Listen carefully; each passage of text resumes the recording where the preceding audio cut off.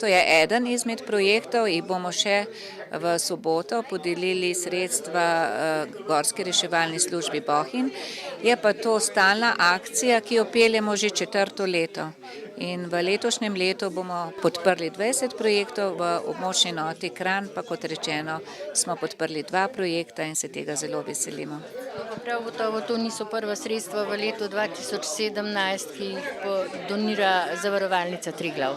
Ne, prav gotovo ne. To je ena izmed oblik preventivnih novoletnih sredstev, drugače pa kar veliko sredstev namenimo na vseh področja preko sponzorskih, preventivnih in donacijskih sredstev, tako da smo lahko zadovoljni, da resnično namenjamo lokalni skupnosti, s kateri izhajamo, kateri delujemo, za potrebe tako na področju zdravstva, gasilstva, civilne zaščite, predvsem nekako podeljujemo ali pa nekako bi tako rekla, podpiramo projekte, ki pomenijo večjo varnost za vse nas. To se pravi ne samo za zavarovance, za predstavnike, za občane, za gasilce, posobnike in tako naprej. Ste se razveselili te donacije Zavarovalnice Triglav?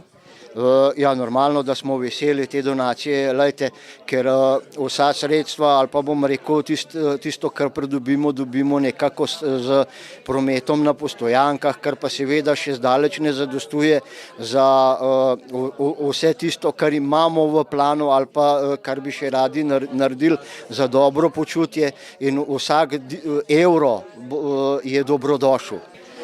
Sredstva bojo namensko porabljena, ker smo se tudi tako že nekako dogovorili, da en del teh sredstev gre za nakup defibrilatorja. Tukaj bomo dodali še sredstva, ki smo jih pridobili kot samoprispevek ali pa kot prispevek pohodnikov, in pa ostala sredstva bojo pa namenjena za sanacijo dimnika na Valvazorjevem domu. Ali menite, da je defibrilator neobhodno potreben sploh planinskemu društvu pri reševanju v gorah? Mislim, da je, ker glede na to, če pogledam, kakšni ljudje hodijo po naših gorah, pa ne me narobe zastopati, je ta zadeva kot defibrilator še kako potreben ali pa še kako nujno potreben.